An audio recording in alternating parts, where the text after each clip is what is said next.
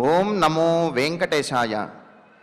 విమలకమలనేత్రం విస్ఫురన్నీలగాత్రం తపనకుల పవిత్రం దానవధ్వాంతమిత్రం భువనహితచరిత్రం భూమిపుత్రీకళత్రం రఘుపతివరపుత్రం నౌమ్యహం చంద్రవక్త్రం.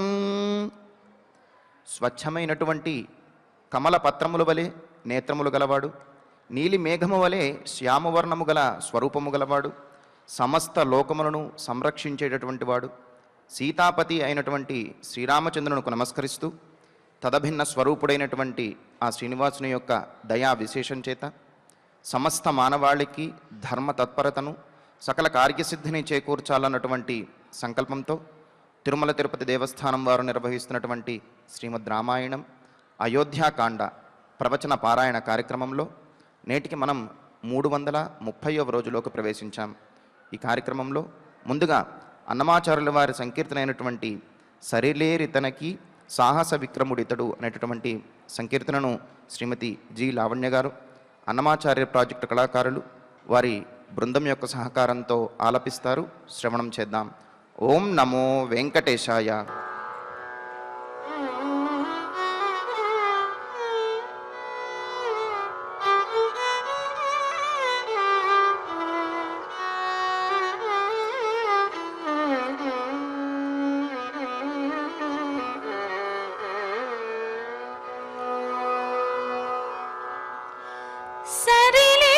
సరిలేరితనికి సాహస విక్రముడితడు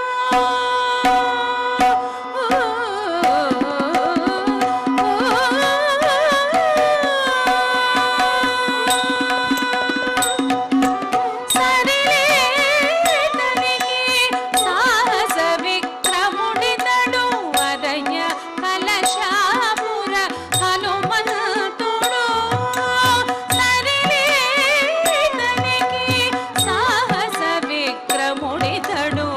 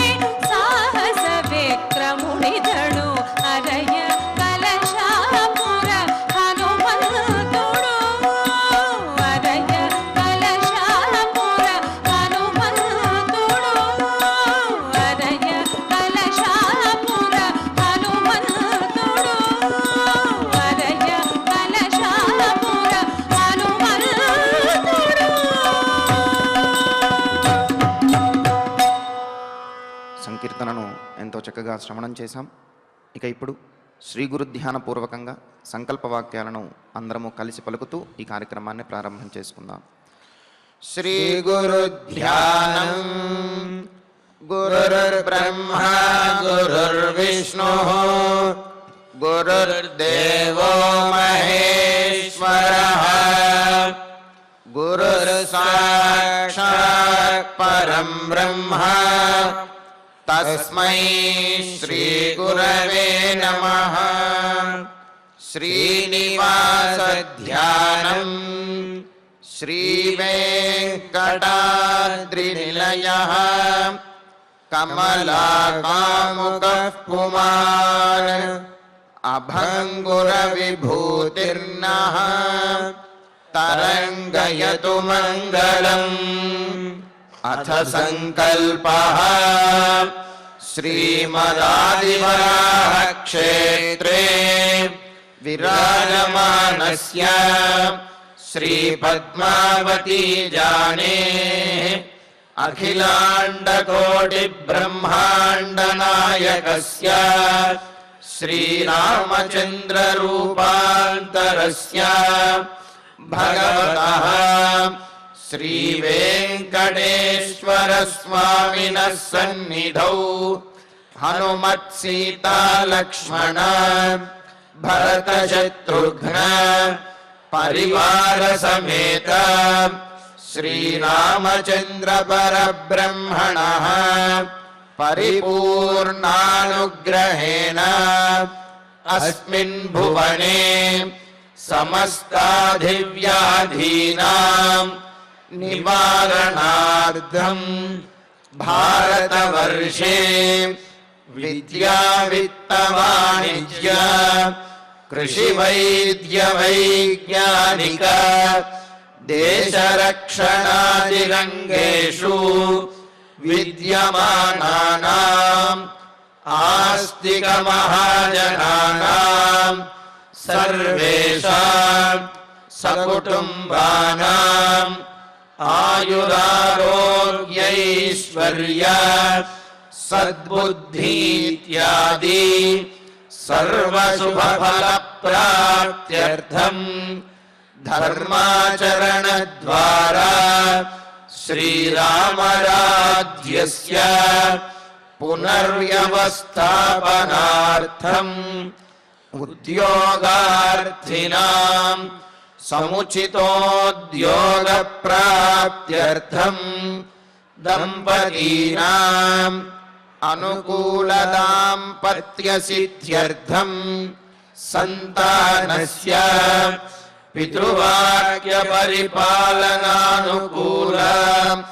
బుద్ధి ప్రచోదనార్థం సకల కార్యసిద్ధ్యర్థం గో సంరక్షణార్థం చ శ్రీమద్వాల్మీకి రామాయణే అయోధ్యాకాండే యథాశక్తి శ్లోకం వ్యాఖ్యాన పురస్సరం 39 సర్గ శ్లోక పారాయణం తథా శ్రీధన్వంతరి మంత్ర పారాయణం చ అన్యోన్య సాహాయ్యేన ఆచార్య ముఖేన కరిష్యామహే.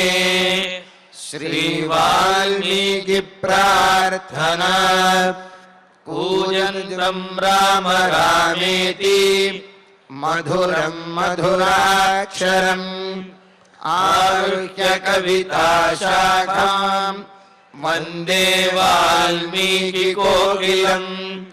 శ్రీ ఆంజనేయ ప్రార్థనా. మనోజవం మారుతతుల్యవేగం జితేంద్రియం బుద్ధిమతాం వరిష్టం వాతాత్మజం వానరయూధముఖ్యం శ్రీరామదూతం శిరసా నమామి. శ్రీరామాయణ ప్రార్థనా. వాల్మీకి సంభూత రామసాగరగామిని పునాది భువనం పుణ్యా రామాయణ మహానది శ్రీరామ ప్రార్థనా అయోధ్యాఖ్యేతు గుర్వర్ధే త్యక్త్వా రాజ్యం గిరౌ వసన్ పాదుకే భరతాయాదాత్ సరామః శరణం మమ శ్రీరామచంద్ర పరబ్రహ్మణే నమః. అథ శ్రీమద్ రామాయణే ఆదికావ్యే అయోధ్యాకాండే ఏకోనచత్వారింశః సర్గః. శ్రీమన్నారాయణ చరణౌ శరణం ప్రపద్యే. శ్రీమతే నారాయణాయ నమః. శ్రీరామాయ నమః. సత్వయా నావమంతవ్యః పుత్రః ప్రవ్రాజితో మమ తవ దైవతమస్త్వేషః నిర్ధనః సధనోపి వా. కౌసల్యాదేవి సీతాదేవితో చెబుతున్నటువంటి మంచి మాటలు, సమాజానికి ఉపయోగపడేటటువంటి మాటలు. మరి రామచంద్రమూర్తితో పాటు వనవాసానికి బయలుదేరినటువంటి సీతాదేవితోటి కౌసల్యాదేవి ఆమెను అక్కున చేర్చుకుని ముద్దాడి చెబుతున్నది, అమ్మా, ఈ లోకంలో కొంతమంది దుష్టురాళ్ళైనటువంటి స్త్రీలు ఉంటారు. వారు భర్త విషయంలో భర్త నుండి అనేకమైన ప్రయోజనములు పొంది అనేకమైన సుఖములు భోగములు కూడా అనుభవించి చిన్నపాటి కష్టం రాగానే భర్తను నిందిస్తూ ఉంటారు. కొంతమంది వదిలి కూడా వెళ్ళిపోతూ ఉంటారు. ఆ విధంగా నీవు ఉండకూడదు. ఎందుకు అంటే ఇంకా చెబుతూ నకులం నకృతం విద్యాం అని అంటూ భర్తకు ఉన్నటువంటి ఆవేశంలోనూ అజ్ఞానంలోనూ చంచలమైనటువంటి బుద్ధితోనూ కొంతమంది భర్తలో ఉన్నటువంటి గుణములు తెలిసినప్పటికీ ఆ గుణములను తాము గ్రహించలేక అంగీకరించలేక అతను ఉత్తమమైన వంశానికి చెందినవాడైనా గొప్ప విద్యావంతుడు అయినా కొన్ని సందర్భాలలో సంపన్నుడు అయినప్పటికీ కూడా అతన్ని ఇబ్బంది పెడుతూ హింసిస్తూ ఉంటారు అని అన్నది. అంటే కైకేయిని ఉద్దేశించి చెప్పటం ఇక్కడ ఉద్దేశం అన్నమాట.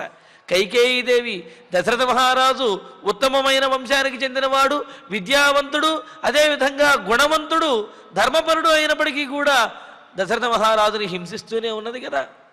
అలా దుష్టురాళ్ళైనటువంటి స్త్రీలు అలా ఉంటారు, నీవు మాత్రం అలా ఉండవద్దు అని చెప్పి మరి కొంతమంది సాధ్వీమణులు పతివ్రతామతలు ఉంటారమ్మా. వారు మాత్రము ఈ జీవితంలో ఈ ప్రపంచంలో ఎన్ని ఎదురైనా ఎన్ని కనిపించినా ఎన్ని విలువైనవిగా అనిపించినప్పటికీ కూడా వారు వాటన్నింటినీ పక్కన పెట్టేసి పతిరేకో విశిష్యతే, నా భర్తే నాకు గొప్పవాడు, నా భర్తను మించినటువంటి విలువైనది ఇంకేమీ లేదు అని చెప్పి ఆ పతివ్రతామతల్లులు సాధ్వీమణులు భావిస్తూ ఉంటారు. వాళ్ళు ఆ విధంగా వ్యవహరిస్తూ ఉంటారు. కావున నీవు వారిలాగా ఉండాలి, అంతే తప్ప దుష్టురాళ్ళైనటువంటి వారిలాగా ఉండకూడదు అని చెప్పి అంటూ మరి ఇప్పుడు నా కుమారుడు రామచంద్రుడు సకల సంపదలను కోల్పోయి జటావలకలమును ధరించి ఆయన వనవాసానికి బయలుదేరాడు. మరి ఇంతకు ముందంటే రాజకుమారుడిగా ఆయన రాజభోగాలను అనుభవించాడు. కావున ఇప్పటి వరకు సుఖముగా ఉండి ఇకపైన ఏమైనా రాముణ్ణి తక్కువ చేస్తావేమో అంటున్నది. ఎందుకు అంటే సీతారాముల వివాహమైన తర్వాత దాదాపు 12 సంవత్సరముల పాటు చాలా ఆనందంగా అయోధ్యానగరంలో సీతారాములు గడిపారు. సీతారామ సుఖజీవన సర్గ అని చెప్పి ఆ రాముడు సీత ఎంత ఆనందంగా ఎంత సుఖంగా గడిపారనే దాని గురించే చాలా శ్లోకాలకు సర్గంతా కూడా చెప్పారు. మరి అంత ఆనందంగా గడిపినటువంటి వారు ఇప్పుడు వనవాసానికి వెళ్ళవలసి వచ్చినప్పుడు మాత్రము ఆ సుఖములను ఆ భోగములను ఆ ఆనందములను మర్చిపోయి ఇప్పుడు రామచంద్రుణ్ణి ఏమైనా నిందిస్తుందేమో, రాముణ్ణి ఒకంతేమైనా తక్కువ చేస్తుందేమో అనే ఉద్దేశ్యంతో కౌసల్యాదేవి ముందు జాగ్రత్తగా చెబుతూ ఉన్నది. ఏమని? ప్రవ్రాజిత, అడవికి పంపించబడుతున్నటువంటి వాడైన మమ పుత్ర, నా కుమారుడైనటువంటి సహా శ్రీరామచంద్రుడు త్వయాన అవమంతవ్య, నీ చేత ఏనాడు కూడా అవమానించబడకూడదు. నువ్వు రాముణ్ణి ఎప్పుడూ కూడా తక్కువగా చూడకూడదు. ఎందుకు అంటే ఒక్క ధనం అనేది లేదని తప్ప, ఇప్పుడంటే వనవాసానికి వెళ్ళే సందర్భంలో మిగతా గుణములన్నింటిలో రాముడిని మించినటువంటి వాడు లేడు. దుష్టులైనటువంటి వాళ్ళు మాత్రమే, దుష్టురాళ్ళైనటువంటి వాళ్ళు మాత్రమే ధనం లేదు కదా అని చెప్పి మిగతా గుణములను కూడా పక్కన పెట్టేసి వాళ్ళు విడిచిపెడతారు. కానీ నీవు ధనాన్ని లెక్కించకుండా ధనాన్ని పట్టించుకోకూడదు అని చెప్పంటూ నిర్ధన సధన అపివా, రాముడు ధనం లేనివాడైనా సధన సంపన్నుడిగా ధనం కలిగిన వాడైనప్పటికీ కూడా ఏష తవ దైవతం అస్తు, ఇతడే నీకు దేవతగా, నీకు ఆరాధింపబడేవాడిగా ఇతడే రామచంద్రమూర్తి ఉండాలి అని అన్నారుగా. పతియే ప్రత్యక్ష దైవం అని కూడా చెబుతూ ఉంటారు కదా. మరి అదే విషయాన్ని ఇక్కడ కౌసల్యాదేవి చెబుతున్నది. రామచంద్రుడు ధనంతో ఉన్నా ధనంతో లేకపోయినప్పటికీ కూడా అతనిని అవమానించరాదు, అతడే నీకు దైవము అని చెప్పి అంటున్నది. అసలు ఈ విషయాలన్నీ కూడా సీతాదేవికి ప్రత్యేకంగా చెప్పవలసిన అవసరం లేదు. అయినప్పటికీ కూడా తన బాధ్యతగా తాను చెప్పాలి కావున ఆమె చెబుతున్నది, అత్తగారు పెద్దది చెబుతున్నది కావున సీతాదేవి కూడా శ్రద్ధగా వింటున్నది తప్ప నువ్వు నాకు చెప్పేది ఏమిటనే భావన ఆమెలో ఏమాత్రమూ కూడా లేదు. ఇంకా చెప్పాలి అంటే వివాహంలో ముఖ్యంగా వరుడికి ఇటువంటి జాగ్రత్తలు, ఇటువంటి భాషలు వరుని చేత ఎక్కువగా చేయిస్తారు. కన్యాదానం చేసి ఆ కన్యాదాత ఆమె ఆ పెళ్లి కూతురు యొక్క తండ్రి వరుడితో చెప్పిస్తాడు, ధర్మేచ అర్థేచ కామేచ త్వయా ఏషా నాతి చరితవ్యా. నాయన, నీవు ధర్మాన్ని ఆచరించిన, లేకపోతే లాభాన్ని ధనమును సంపదలు కూడబెట్టే విషయంలోనైనా, లేకపోతే కామము సుఖం విషయంలోనైనా సరే నీవు ఈమెను అతిక్రమించరాదు అని చెప్పి ఆ కన్యాదాత పిల్లనిచ్చినటువంటి ఆయన అంటే ఈ వరుడు చెబుతాడు, నాతిచరామి అని చెప్పి వరుడు ఈ విధంగా భాషలు చేస్తాడు. మరి ఆ సందర్భంలో వరుడికి ఆ మామగారు చాలా జాగ్రత్తలు చెప్పి ఈమెను అప్పచెబుతాడు.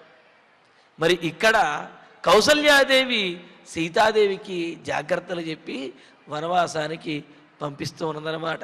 మరి ఆ వివాహంలోనే వధువుకి కూడా ఇటువంటి జాగ్రత్తలు చాలా చెప్పాలి కదండి. మరి వరుడికి చెప్పి వధువుకి చెప్పకపోవడం ఏమిటి అనే సందేహం కలుగుతుంది.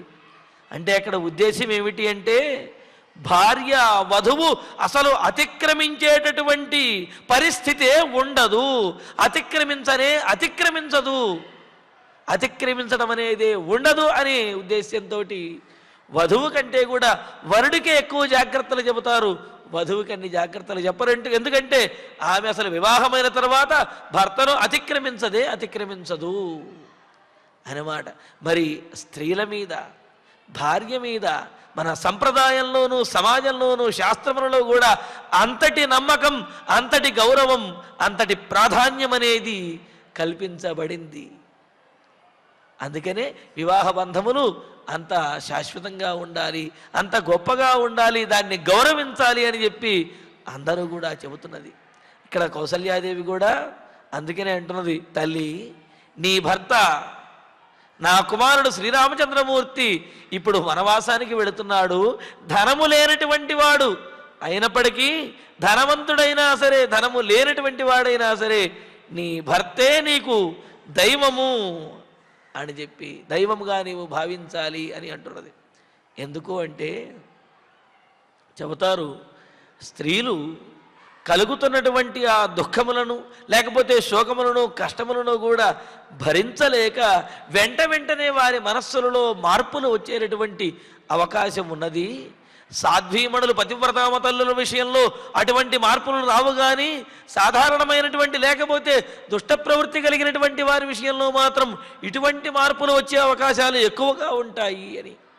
అందుకనే అంటారు కదా, అశ్వప్లుతం వాసవగర్జితంచ స్త్రీణాంచ చిత్తం పురుషస్య భాగ్యం అవర్షణంచ ప్యతివర్షణంచ దేవో న జానాతి కుతో మనుష్యః. అశ్వప్రదం అంటే అశ్వం వేగంగా వెళుతున్నటువంటి అశ్వాన్ని అదుపు చేయకపోతే అది ఎప్పుడు ఎటువైపుకు తిరుగుతుందో చెప్పలేరు. ఆ వేగంలో ఎటైనా తిరగవచ్చు అది. అలాగే వాసవ గర్జితం, మేఘము గర్జించడము. స్త్రీణాంచ చిత్తం అంటే అవ్యవస్థితంగా ఉన్నటువంటి, నిలకడలేని బుద్ధి కలిగినటువంటి వారు కొందరు ఎవరైతే ఉంటారో అటువంటి స్త్రీల యొక్క చిత్తము. అలాగే పురుషుని యొక్క భాగ్యము. పురుషుడు ఎప్పుడు ఎంత సంపాదించగలుగుతాడు, ఎప్పుడు నష్టపోతాడో, ఎప్పుడు బాగుపడతాడు, ఎలా ఉంటాడనేది తెలియదు. అది కూడా ఇక్కడ పురుషస్య భాగ్యం అనే విషయంలో కూడా ఇంతకు ముందు శ్లోకంలో చెప్పింది. పురుషుని యొక్క భాగ్యం అనేది ఆ భార్య మీద ఆధారపడి ఉంటుంది అనే విషయం కూడా పూర్వం మనకు శ్లోకాల్లో వచ్చిందనమాట. మిగతా వారందరూ కూడా వారి వారి కర్మలను అనుభవిస్తే, వారి వారి యొక్క పుణ్యపాపములను వారు అనుభవిస్తే, భార్య మాత్రము భర్త చేసినటువంటి పుణ్యమును కూడా భార్య అనుభవించగలుగుతుంది. కావున భర్తకు ఆ సౌభాగ్యాన్ని ఇవ్వగలిగినటువంటి, ఆ సౌభాగ్యాన్ని సంపాదించబెట్టగలిగినటువంటి ఆమె భార్య అని చెప్పి అన్నారు. కావున స్త్రీణాంచ చిత్తం, స్త్రీల యొక్క ఆలోచన రీతిని, పురుషస్య భాగ్యం, పురుషులకు కలిగేటటువంటి భాగ్యాన్ని, అవర్షణం వర్షాలు పడకపోవటం కానీ, అతి వర్షణం ఎక్కువగా వర్షం పడటం కానీ, ఈ విషయములని వీటన్నింటి విషయంలోనూ కూడా దేవో న జానాతి, భగవంతుడు కూడా ఇదమిద్ధంగా ఇది ఇలాగే ఉంటుంది అని చెప్పి చెప్పలేడు. కుతో మనుష్య, సామాన్యులమైనటువంటి మనుషులం ఎలా తెలుసుకోగలము అని చెప్పి శాస్త్రం అంటున్నది. అందుకనే ఇక్కడ కౌసల్యాదేవి జాగ్రత్త కోసమని చెప్పి సీతాదేవికి చెబుతున్నది. మరి సుఖములు భోగములు ఉన్నప్పుడు ఆ నియమములు పాటిస్తూ ఉన్నప్పటికీ కూడా మరి ఈ సుఖములు భోగములు తప్పిన తర్వాత ఏమాత్రమన్నా చిన్నపాటి మార్పు రావచ్చునేమో అనే ఉద్దేశ్యంతో తన బాధ్యతగా కౌసల్యాదేవి సీతాదేవికి ఈ విధంగా చెబుతున్నది. అమ్మా, ధనమున్నా లేకపోయినా సరే నీ భర్తయే నీకు దైవము, అలా ఉండటమే సాధ్వీమణుల యొక్క లక్షణము. అలా కనుక ఉండకపోతే దుష్టురాలైనటువంటి వారిలాగా పరిగణిస్తారు. కావున జాగ్రత్త అని చెబుతూ విజ్ఞాయ వచనం సీత తస్యా ధర్మార్థ సంహితం కృతాంజలిర్వాచేదం శ్వశ్రూమభిముఖే స్థితాం.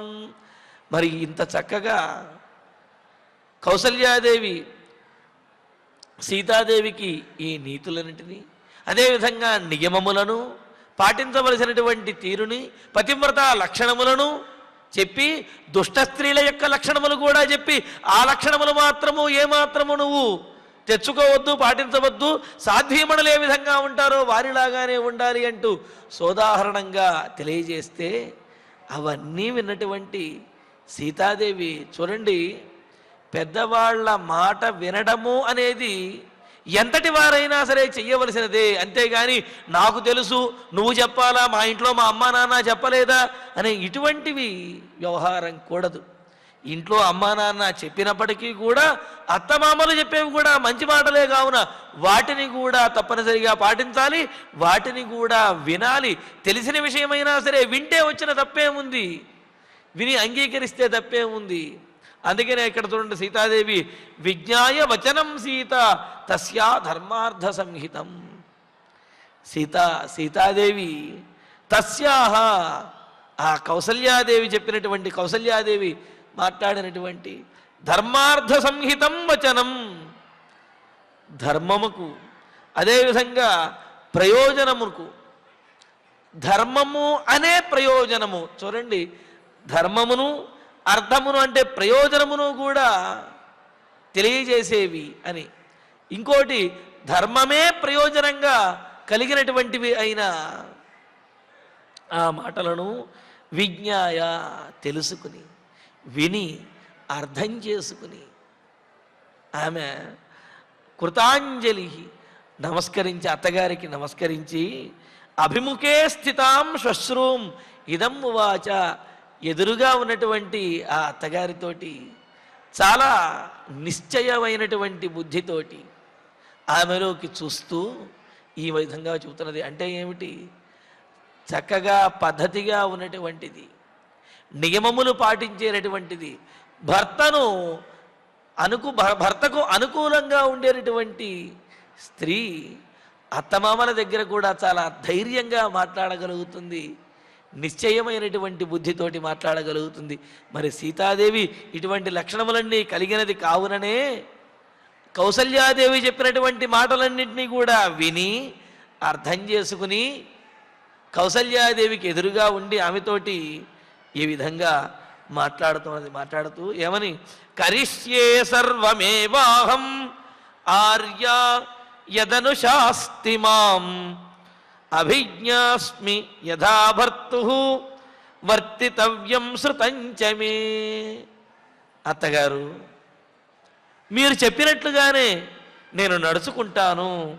ఆర్య, పూజ్యురాలైనటువంటి ఓ కౌసల్యాదేవి, అత్త, మాం యత్ అనుశాస్తి, నాకు మీరేదైతే బోధించారో, ఏదైతే ఉపదేశించారో, ఆజ్ఞాపిస్తున్నారో, సర్వం ఏవ, అదంతా కూడా అహం కరిష్యే, నేను తప్పనిసరిగా చేయగలను.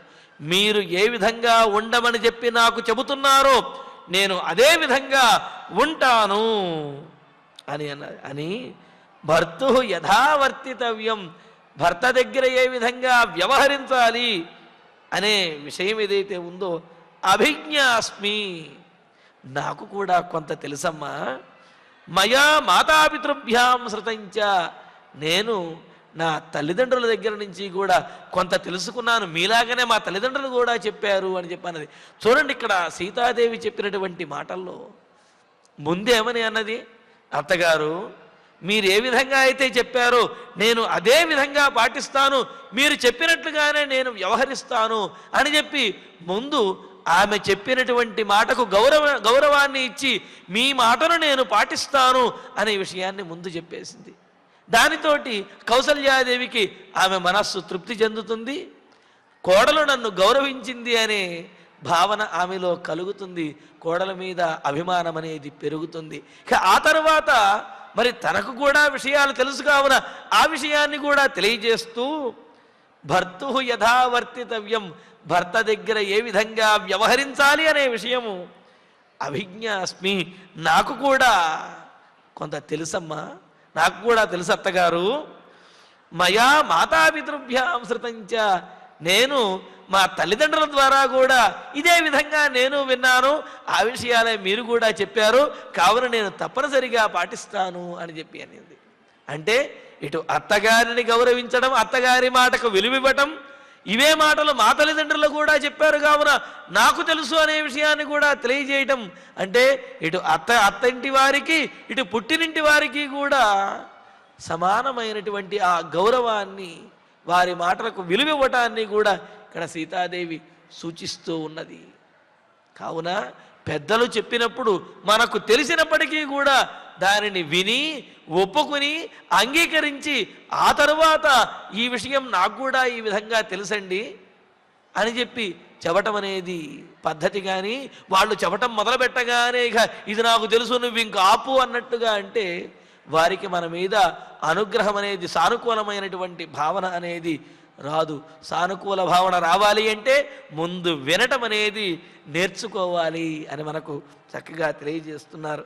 మరి ఇక్కడ చూడండి, అభిజ్ఞాస్మి మయా మాతాపితృభ్యాం శృతం, నేను నా తల్లిదండ్రుల ద్వారా కూడా తెలుసుకున్నాను, వారు కూడా నాకు చెప్పారు అన్నారు.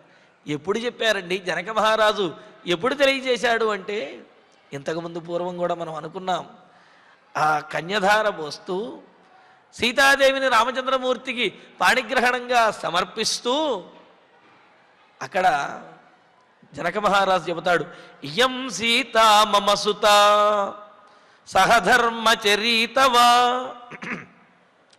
అని చెబుతూ, ఇయం సీత మమ సుత సహధర్మచరీతవా ప్రతీచ్ఛ ఏనాం భద్రంతే పాణిం గృహీష్వ పాణినా అని. ఆ సందర్భంలో అనిపిస్తుంది, ఇదిగోనయ్యా నా కుమార్తె సీత, మమసుత నా కుమార్తె, నీకు సహధర్మచారిణిగా ఈమెను ఇస్తున్నాను, ఈమెను గ్రహించు, నీకు మంగళమగుగాక అని చెబితే ఈ మాటలు రాముడికి చెప్పినటువంటి మాటలుగా మనకు అనిపిస్తాయి. వాస్తవమే రాముడికి చెప్పినటువంటి మాటలే. జనక మహారాజు రాముడితో చెప్పినటువంటి మాటలు. రాముడితో చెబుతూనే సీతాదేవికి కూడా సూచిస్తున్నటువంటి మాటలు ఇవి. ఇక్కడ ఏమంటున్నాడు? ఇయం సీత, ఇదిగోనయ్యా నా కుమార్తె సీత. సీత అంటే పవిత్రమైన సీత, లాంగల పద్ధతి అని పవిత్రమైనటువంటి జన్మ కలిగినది అని, అయోనిజగా జన్మించినది అని. నీవైతే గర్భవాస దోషములన్నీ కూడా భరించి జన్మించావు, కానీ నా కుమార్తె అయినటువంటి సీతాదేవికి అటువంటి గర్భవాస దోషములేవి కూడా లేదు, నీకంటే కూడా పవిత్రమైనటువంటి జన్మ కలిగినది అని సూచించడం కూడా ఇందులో ఉన్న ఉద్దేశ్యం. మమసుత, నా పెంపకంలో పెరిగినటువంటి నా కుమార్తె అంటే కర్మనిష్ఠులమైనటువంటి వామంశంలో పెరిగింది కావున గుణములలో ఏమాత్రము కూడా నీకు తీసిపోదు, నీకు సరిసాటి అయినటువంటిది ఈ కుమార్తె అని చెప్పింది. సహధర్మచరీతవా, ఈ విధంగా పవిత్రమైనటువంటి జన్మ, అదేవిధంగా పవిత్రమైనటువంటి మా వంశంలో పెరగడం ద్వారా పవిత్రమైనటువంటి ఈమె నీతో పాటు కలిసి ధర్మాన్ని ఆచరించడంలో నీకు సహకరిస్తుంది. నువ్వు ధర్మాన్ని ఆచరించాలి అంటే ఈమె యొక్క సహకారం అనేది తప్పనిసరిగా కావాలి. నీతో కలిసి ధర్మాన్ని ఆచరించేది ఈమె. కావున ఇటువంటిదైన ఈ సీతాదేవిని ప్రతీచ్ఛచ గ్రహించు, భద్రంతే, ఈమెను గ్రహించడం ద్వారా నీకు మంగళమగుగాక అని చెప్పి జనక మహారాజు రాముడితో చెప్పినటువంటి మాటలు. మరి తండ్రి తన కూతురు విషయంలో ఇంత గొప్పగా చెప్పుకున్నాడు అంటే ఈ మాటలు విన్నటువంటి కూతురు ఎలా ఉండాలి? తండ్రిలో ఉన్నటువంటి ఈ ధైర్యము, అదేవిధంగా ఈ నమ్మకం ఏదైతే ఉందో ఆ నమ్మకము ఏనాడు కూడా భవిష్యత్తులో సన్నగిల్లకుండా, ఆ నమ్మకము తండ్రికి ఏనాడు కూడా పోకుండా చూసుకోవలసినటువంటి బాధ్యత ఆ కూతురికి, ఆ వధువుకి ఉన్నది కదా. కావున జనక మహారాజు రాముడితో చెప్పినటువంటి మాటలలోనే సీతాదేవికి కూడా సూచిస్తున్నట్టుగా తెలుస్తున్నాయి. కావున ఈ మాటలు వినటువంటి సీతాదేవి, అక్కడే ఉన్నటువంటి సీతాదేవి ఈ విధంగా తన మీద ఇంత నమ్మకం పెట్టుకుని ఉన్ని, తన మీద ఇంత ఉన్నతమైనటువంటి భావన కలిగిన, తన మీద ఇంత ఉన్నతమైనటువంటి స్థితిని, ఆ ఉద్దేశ్యము కలిగినటువంటి తన తండ్రి నమ్మకాన్ని ఏనాడు కూడా ఒమ్ము చెయ్యకూడదు కదా. కావున ఏమంటున్నది? ఆ సందర్భంలోనే వాటన్నింటినీ కూడా తాను గ్రహించాను అని అంటున్నది. మరి ఆ తర్వాత శ్లోకంలో పతివ్రత మహాభాగా ఛాయే వానుగతా సదా ఇత్యుక్త్వా ప్రాక్షిపద్రాజ మంత్రపూతం జలంతదా అని ఆ కన్యాదానం చేస్తూ జనక మహారాజు దశరథ తనయుడైనటువంటి రాముడికి సీతాదేవిని కన్యాదానంగా చేస్తూ చెప్పినటువంటి మాటలు. ఈమె పతివ్రత, పతిని అనుసరించి ఉండేది, మహాభాగా గొప్ప స్వభావం కలిగినటువంటిది, ఛాయేవానుగత, నిన్ను రామచంద్ర నిన్ను నీడలాగా అనుసరించి వెళుతుంది అని చెప్పి ఆమెలో ఉన్నటువంటి లక్షణములను ఎంతో నమ్మకంతో ఆత్మవిశ్వాసంతో జనక మహారాజు ఏమాత్రము సంశయం అనేది లేకుండా నిశ్చయమైనటువంటి బుద్ధితోటి తన అల్లుడికి ఆ రామచంద్రమూర్తికి సీతాదేవిని సమర్పిస్తూ చెప్పినటువంటి మాటలు. మరి ఇంత గొప్పగా జనక మహారాజు చెబితే ఈమె పతివ్రతగా ఉంటుంది, నిన్ను అనుసరించి ఉంటుంది, మహాభాగా అని చెప్పి రాముడికి చెప్పాడంటే ఈమె గొప్పతనాన్ని చెప్పటం ఒక విషయం ఒకటే కాదు, ఇంత గొప్పగా నువ్వు ఉండాలి తల్లి అని చెప్పి సీతాదేవిని కూడా సూచిస్తున్నటువంటి మాటలివి. అందుకనే సీతాదేవి ఏమంటున్నది? మాతాపితృభ్యాం శృతంచ, మా తల్లిదండ్రుల ద్వారా ఈ జాగ్రత్తలు, ఈ నియమములు నేనన్నీ కూడా విన్నాను అత్తగారు. కావున వాటన్నింటినీ కూడా నేను పాటించి తీరుతాను, పతివ్రతగా ఉంటాను, అలాగే ఆమె రామచంద్రమూర్తికి నీడలా అనుసరించి ఉంటాను, ఆయన ఆచరించేటటువంటి ధర్మంలో నేను భాగస్వామిని, ధర్మాన్ని ఆచరిస్తాను అని చెప్పి ఇక్కడ సీతాదేవి కౌసల్యాదేవితో అంటున్నదన్నమాట. అందుకనే తల్లిదండ్రుల యొక్క నమ్మకాన్ని పెంచే విధంగా వివాహమైన తర్వాత వీరి యొక్క దాంపత్యం అనేది ఉండాలి తప్ప, వివాహమైన తర్వాత వారి నమ్మకము కృషించి వారు మానసికంగా కృంగిపోయే విధంగా ఈ దంపతుల యొక్క వ్యవహారం అనేది ఉండకూడదు అని ఇక్కడ ఏమంటున్నది. అందుకే సీతాదేవి అత్తగారు చెప్పిన మాటలన్నీ కూడా విని అలాగే అని చెప్పి, ఇవే మాటలు మా తల్లిదండ్రులు కూడా చెప్పారు కావున నేను తప్పనిసరిగా మీరు చెప్పినట్లుగా పాటించి తీరుతాను అని మరి కౌసల్యాదేవి మరో మాట కూడా చెప్పింది ఇంతకుముందు. ఏమని? దుష్టురాళ్ళైనటువంటి కొంతమంది స్త్రీలు చంచలమైనటువంటి మనస్సుతోటి భర్తకు సంపదలు పోగానే భర్తను లెక్క చేయకుండా అవమానిస్తూ ఉంటారు, నీవు అలా ఉండవద్దు అనే మాట చెప్పింది కదా. దానికి కూడా సమాధానం చెబుతున్నది సీతాదేవి. నమామసజ్జనే నార్య సమ్మానయితుమర్హతి ధర్మాద్విచలితం నాహం అలం చంద్రాదివప్రభా. అత్తగారు, మీరేదో భయపడుతున్నారు కానీ దుష్టురాలైనటువంటి స్త్రీల గురించి చెప్పి వారిలాగా నేను కూడా మారుతానేమో అని చెప్పి అనుకుంటున్నారు. కానీ దయచేసి ఒక్క మాట, ఆర్య పూజ్యురాలైన ఓ అత్త, నన్ను అసజ్జనేనా దుష్టురాళ్ళైనటువంటి వారితోటి, మంచి నడవడిక లేనటువంటి వారితోటి, పాతివ్రత్య ధర్మములను తప్పినటువంటి వారితోటి సమ్మానయుతం సమానముగా భావించడం అనేది నా అర్హతి ఏమాత్రము కూడా కూడదు. ఆమె ఉదాహరణ కోసం చెబుతుంటే ఈమె ఏమంటున్నది, ఉదాహరణకు కూడా అటువంటి వారితోటి నన్ను దయచేసి పోల్చవద్దు, అటువంటి వారిలాగా నేను మారతాను అనే ఆలోచన కూడా మీకు అవసరము లేదు, అది ఉచితము కాదు, ఏమాత్రము తగదు. ఎందుకు అంటే ప్రభా చంద్రాత్ ఇవా, ఎలాగైతే చంద్రుడి నుండి కాంతి ఏ విధంగా అయితే విడివడదో, సూర్యుడి నుండి ఆ ప్రభ ఏ విధంగా అయితే విడిపోదో, అదేవిధంగా నేను రాముడి నుండి విడిపోను, నేను ధర్మము నుండి ఏనాడు కూడా విడివడను అని చెబుతున్నది. అందుకనే ప్రభా చంద్రాత్ ఇవా, వెన్నెల కాంతి చంద్రుణ్ణి విడిచిపెట్టకుండా ఏ విధంగా అయితే ఉండదో, అహం నేను ధర్మాద్విచలితం, ధర్మము నుండి చలించడానికి, ధర్మాన్ని విడిచిపెట్టడానికి నా అలం ఏమాత్రము కూడా నా మనస్సు ఒప్పుకోదు, ఏమాత్రము కూడా అటువంటి పని నేను చెయ్యను. అంటే ఒక్క క్షణము కూడా ధర్మాన్ని విడిచిపెట్టి నేను ఉండను. మరి అటువంటిది ధర్మస్వరూపుడైనటువంటి రాముణ్ణి విడిచిపెట్టి ఒక్క క్షణమైనా సరే నేను ఉండగలనా అని అంటూ, మీకు ఎటువంటి అనుమానము అవసరము లేదు, చంచల స్వభావం కలిగినటువంటి వారితోటి నన్ను పోల్చవద్దు, వారిలాగా నేను దుష్ట ప్రవృత్తిని పొందను. కాంతి ఏ విధంగా అయితే చంద్రుణ్ణి విడిచిపెట్టదో, నేను కూడా ధర్మాన్ని ఏనాడు విడిచిపెట్టను, ధర్మస్వరూపుడైనటువంటి రాముడిని ఏమాత్రము విడిచిపెట్టను అని చెప్పి సీతాదేవి చాలా స్పష్టంగా తెలియజేస్తున్నది. ఎందుకు అంటే వాడు దుష్ట స్వభావం కలిగినటువంటి వారు స్త్రీలే, నువ్వు కూడా స్త్రీవే. కాబట్టి కొంతమంది ఈ సామాన్య ధర్మాలు కామన్ పాయింట్ అంటుంటారు కదా, అలా సామాన్య ధర్మాలను చూసి వారు స్త్రీలే వీరు స్త్రీలే కావున అందరూ ఒకే రకంగా ఉంటారు అనుకుంటే అది పొరపాటు. అందరిలోనూ అన్ని రకాల వారు ఉంటారు కావున ఉత్తమమైన గుణములు కలిగినటువంటి వారిని గౌరవించి తీరవలసిందే, వారికి ఇవ్వవలసినటువంటి మర్యాదను వారికి ఇవ్వవలసినదే. అంతేగాని మీలాగానే ఉన్నారు వారు కూడా అని చెప్పి వారితో వీరిని పోల్చి దుష్టులైన వారితో వీరిని కూడా లెక్కించడం అనేది అది వివేకవంతుల యొక్క లక్షణము కాదు.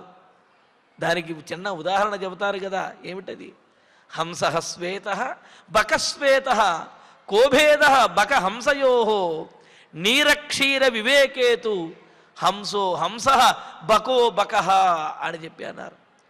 హంస తెల్లగానే ఉంటుంది, కొంగ తెల్లగానే ఉంటుంది. ఏమిటండి హంసకు కొంగకు ఉన్నటువంటి తేడా? హంస తెల్లగానే ఉంటుంది, కొంగ తెల్లగానే ఉంటుంది అంటే దానికి చెబుతారు నీరక్షీర వివేకేతు, అంటే పాలను నీటిని కూడా వేరు చేసేటటువంటి లక్షణములో హంసో హంస బకో బక, హంస హంసే, బకము కొంగ కొంగే. రెండూ తెల్లగా ఉన్నాయి కదా అని చెప్పి రెండింటిని ఒక రకంగా భావించడం తప్పు. కావున స్త్రీలలో కొంతమందేమో దుష్టులుగా ఉన్నారు కదా అని స్త్రీలందరూ కూడా దుష్ట స్వభావం కలిగిన వారు అని అనుకోవటం కూడా అది పరమ తప్పు. అందుకని ఇక్కడ ఏమంటుంది సీతాదేవి, దుష్టురాళ్ళైనటువంటి వారితోటి సమానంగా నన్ను చూడవద్దమ్మా అని చెప్పి మరో ఉదాహరణ కూడా చెబుతారు.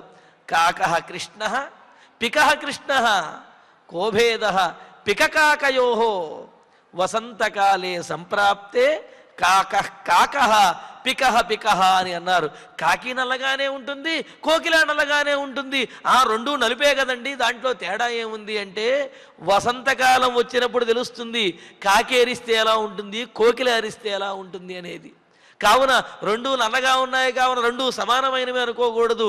వాటిలో ఉండే గుణములను బట్టి వాటి విలువ అనేది పెరుగుతుంది, అవి పూజనీయంగా ఉంటాయి. కావున స్త్రీలలో కొంతమంది దుష్టురాళ్ళుగా ఉన్నారు కదా అని చెప్పి అందరినీ నిందించడం అనేది తగదు అనే విషయాన్ని ఇక్కడ తెలియజేస్తూ సీతాదేవి ఏమంటున్నది, అసజ్జనేనా, దుష్టురాళ్ళైనటువంటి వారితోటి, దుష్టజనులతోటి, మంచి నడవడిక లేనటువంటి వారితోటి నన్ను కూడా సమానంగా చూడటం తగదు. ఎందుకంటే నేను ఏనాడు కూడా ధర్మాన్ని విడిచిపెట్టను, రాముడిని విడిచిపెట్టి వెళ్ళేటటువంటి దానిని కాదు అనే విషయాన్ని తెలియజేస్తూ ఇంకో చక్కటి ఉదాహరణతోటి సీతాదేవి ప్రతిపాదిస్తున్నది. నా తంత్రీ వాద్యతే వీణ, నా చక్రో వర్తతే రథ, నా పతి సుఖమేధేత యాస్యాదపి శతాత్మజ. సహజంగా అనుకుంటూ ఉంటారు, పుత్రులు కలిగే వరకు అంటే సంతానం కలిగే వరకే భార్యకు భర్త మీద ప్రేమ ఉంటుందండి. సంతానం కలిగిన తర్వాత ఈ ప్రేమ పిల్లల మీదకి మారుతుంది, భర్త మీద కొంత తగ్గే అవకాశం ఉన్నది అంటున్నది. దానికి కూడా సీతాదేవి చక్కటి సమాధానం చెబుతూ ఉన్నది. 100 మంది సంతానం కలిగినప్పటికీ కూడా భర్త మీద ఉండే ప్రేమ స్త్రీకి భర్త మీద ఉండే తీరుతుంది. కాకపోతే ఆ ప్రేమను ప్రదర్శించేటటువంటి అవకాశం లేకపోవటం వల్ల ఆ విధంగా ఉంటుంది తప్ప 100 మంది సంతానం కలిగినప్పటికీ భర్త మీద ఉండేటటువంటి ప్రేమ తప్పనిసరిగా ఉండి తీరుతుంది అని అంటున్నది. మరో మాట కూడా చెబుతుంది, 100 మంది సంతానం కలిగినా ఆ 100 మంది కంటే కూడా భర్తే స్త్రీకి ముఖ్యమైనటువంటి వాడు అనే విషయాన్ని కూడా తెలియజేస్తూ ఉదాహరణపూర్వకంగా చెబుతున్నది. ఈ మాట ఎవరు? సీతాదేవి అత్తగారితోటి కౌసల్యతో చెబుతున్నటువంటి మాటలు. అతంత్రీ వీణ న వాద్యతే, తీగలు లేనటువంటి వీణ మ్రోగనే మ్రోగదు. అది వాయించడానికి అంటే ఆ ధ్వనిని చెయ్యడానికి ఏమాత్రము కూడా అది వినియోగపడదు. తీగలు లేని వీణ మోగదు. అచక్రః రథః నవర్తతే, చక్రము లేనటువంటి రథము కూడా కదలలేదు అని. మరి అదేవిధంగా యా స్త్రీ శతాత్మజ, ఏ స్త్రీ అయితే శతాత్మజ 100 మంది కుమారులను సంతానమును కలిగి ఉన్నప్పటికీ కూడా స్యాదపి కలిగి ఉన్నప్పటికీ కూడా అపతి భర్త కనుక లేకపోతే సుఖం న ఏధేత, సుఖాన్ని ఏమాత్రమో పొందలేదు. చూడండి, ఎంతమంది సంతానం ఉన్నప్పటికీ కూడా ఆ భార్య భర్త ఉంటేనే సుఖముగా ఉండగలుగుతుంది, భర్త ఉంటేనే తలెత్తుకు తిరగగలుగుతుంది. అంతేగాని ఎంతమంది సంతానం ఉన్నప్పటికీ కూడా భర్త అనేవాడు కనుక లేని పక్షంలో ఆమె సుఖాన్ని పొందలేదు అని చెప్పి, సుఖముగా ఉన్నది అని సుఖముగా ఉన్నట్లుగా అనిపించవచ్చునేమో కానీ మానసికంగా పరిపూర్ణమైనటువంటి సుఖాన్ని మాత్రము పొందలేదు అనే విషయాన్ని ఇక్కడ సీతాదేవి చాలా స్పష్టంగా తెలియజేస్తున్నది. ఇందులో విశేషం చూడండి, తీగలు లేనటువంటి వీణ మ్రోగదు అని అన్నారు. అంటే ఇక్కడ తీగలు భర్త అయితే వీణ భార్య అన్నమాట. చక్రము లేనటువంటి రథము నడవదు అన్నారు. చక్రము భర్త అయినట్లయితే ఆ రథము భార్య అన్నమాట. అయితే ఇందులో విశేషం ఏమిటి అంటే ఆ తీగలో ఉన్నటువంటి వీణ మ్రోగుతుంది. వేటిని మోగిస్తాం? అసలు మోగేది ఏవి అంటే ఆ తీగలే మోగుతాయి. పైగా ఆ వేళ్ల యొక్క తాకిడిని మాటి మాటికి కూడా పొందేవి, వేళ్ల తాకిడికి గురి అయ్యేవి తీగలు, మ్రోగేటటువంటివి కూడా తీగలే. కానీ ఏది మ్రోగుతున్నదని చెబుతారు? తీగలు మోగుతున్నాయని చెప్పరు, వీణ మోగుతున్నది అని చెబుతారు. అదేవిధంగా భర్త కుటుంబాన్ని పోషిస్తూ ఉంటాడు, అన్ని విధాలుగా చూస్తూ ఉంటాడు. కానీ కుటుంబం పైకి వచ్చింది అంటే మహాతల్లి కుటుంబాన్ని ఎంత చక్కగా పైకి తీసుకొచ్చిందండి. పిల్లల్ని భర్తని కూడా అదుపులో ఉంచి సరైనటువంటి దారిలో ఉంచి ఆ కుటుంబాన్ని చక్కగా పైకి తీసుకొచ్చింది మహాతల్లి అని చెప్పి కుటుంబిని, ఆ గృహిణిని పొగుడుతారు. మ్రోగేవి తీగలైనప్పటికీ కూడా వీణ మోగుతున్నది అని ఏ విధంగా అంటారో, కష్టమును పొందేది తీగలైనప్పటికీ కూడా వీణే మోగుతున్నది ఏ విధంగా అంటారో, భర్త ఎన్ని చేసినప్పటికీ ఎంత కష్టపడ్డప్పటికీ కూడా ఆ వీణనే, ఆ కుటుంబంలో భార్యనే అందరూ కూడా, సమాజం అంతా కూడా పొగుడుతుంది. ఎందుకు అంటే ఈ తీగలు మోగాలి అంటే, ఆ తీగలు బిగిగా ఉండి తప్పకుండా ఉండాలి అంటే వీణ అనేది ముఖ్యము. అలాగే భర్త ఎంత కష్టపడినప్పటికీ కూడా తాను కష్టపడి సంపాదించినటువంటి ఆ సొమ్ము సద్వినియోగమయ్యి కుటుంబం పైకి రావాలి అంటే భార్య యొక్క నిర్దేశం అనేది తప్పనిసరిగా ఉండి తీరాలి. అందుకనే కష్టపడేది భర్త అయినప్పటికీ, సంపాదించేది భర్త అయినప్పటికీ కూడా నిర్దేశించేటటువంటిది, కుటుంబాన్ని నియమంగా ఉంచేటటువంటిది భార్య. కావున ఈ సమాజంలో ఆ స్త్రీకే ఎక్కువ ప్రాధాన్యం ఇస్తారు. మహాతల్లి చక్కగా కుటుంబాన్ని పైకి తీసుకువచ్చింది అని చెప్పి ఆమెనే పొగుడుతారు అని చెప్పి అన్నారు. అదేవిధంగా ఈ గతుకులను, అంటే మార్గంలో ఉండేటటువంటి ఆ గతుకులను, రాళ్ల తాకిడిని భరించేటటువంటివి చక్రములు. కానీ ఏమంటారు? చక్రాలు ముందుకెళ్తున్నాయని చెప్పి అనరు, రథం ముందుకెళ్తున్నది అని అంటారు. అంటే ఏమిటి? చక్రాలు ఎంత కదిలినప్పటికీ ఆ చక్రాలు ఎటు కదలాలి, ఎటు వెళ్ళాలి అని నిర్దేశించేది రథము. కావున రథం వెళుతున్నది అని అంటారు తప్ప ఎంత కష్టపడ్డప్పటికీ, ఎన్ని రాళ్ల తాకిడిని పొందినప్పటికీ కూడా చక్రాలు వెళుతున్నాయి అని చెప్పి అనరు. అదేవిధంగా సంసారంలో కూడా, కుటుంబంలో కూడా ఎంత కష్టపడినప్పటికీ కూడా సరైనటువంటి దిశానిర్దేశంతో ఆ కుటుంబాన్ని సమర్థించేటటువంటి వారు స్త్రీలు, భార్యలు కనుక ఈ సమాజంలో కూడా ఆ భార్యను, ఆ గృహిణినే గొప్పగా చెబుతారు. ఆమె వల్లనే ఈ సంసారము, కుటుంబం అనేది పైకి వచ్చింది అని చెప్పి అందరూ కూడా పొగుడుతారన్నమాట. మరి ఆ విషయాన్నే ఇక్కడ సీతాదేవి చెబుతూ ఉన్నది. తీగలు లేనటువంటి వీణ ఏ విధంగా అయితే మ్రోగదో, చక్రములు లేనటువంటి రథము ఏ విధంగా అయితే కదలలేదో, అదేవిధంగా భర్త లేనటువంటి భార్య కూడా ఏమాత్రము శోభిల్లదు, ఏమాత్రము సుఖమును పొందలేదు. ఈ విషయం నాకు తెలుసు అత్తగారు. కావున రామచంద్రుడి విషయంలో, నా భర్త విషయంలో ఏనాడు కూడా నాకు తక్కువ భావన అనేది ఉండదు, ఆయనను అవమానించేటటువంటి అవకాశం అనేదే లేదు అని చెప్పి. ఎందుకు అంటే తీగ సన్నగా ఉన్నది కదా అని చెప్పి వీణ తీగను గనక అవమానించినట్టయితే వీణ ఎక్కడ మోగుతుంది? రథం నేను పెద్దదిగా ఉన్నాను, చక్రం నువ్వు చిన్నదిగా ఉన్నావు కదా అని చెప్పి చక్రాన్ని పక్కన తీసి పెడితే రథం ఎక్కడికి కదులుతుంది? కావున పరస్పరము ఒకరి మీద ఒకటి ఆధారపడి ఉన్నటువంటివి, వాటిలో ఒకటి ఎక్కువ ఇంకొకటి తక్కువ అని కాదు, రెండూ కూడా సమానమైనవే. రెండూ కలిసి ప్రయాణించినప్పుడే ఆ ప్రయాణం అనేది సాగుతుంది అనే విషయం కూడా ఇక్కడ బోధిస్తూ ఏమంటోంది? శతాత్మజ స్యాదపి, 100 మంది కుమారులు కలిగి ఉన్నప్పటికీ కూడా అపతి, భర్త కనుక లేకపోయినట్లయితే సుఖం న ఏధేత, సుఖాన్ని పొందలేదు. ఈ విషయం నాకు తెలుసు అత్తగారు. కావున రామచంద్రుని విషయంలో ఏమాత్రము కూడా తక్కువ భావన అనేది నాకు ఉండదు, ఆయనే నాకు ప్రత్యక్ష దైవము అని చెప్పి సీతాదేవి చాలా స్పష్టంగా తెలియజేస్తూ ఉన్నదన్నమాట. మరి ఇందులో ఉన్నటువంటి మరిన్ని విశేషాలను తరువాతి ప్రవచనంలో తెలుసుకుందాము. ఇక ఇప్పుడు ఆచార్యులు వారి ద్వారా శ్లోకాలను పారాయణ చేసుకుందాము.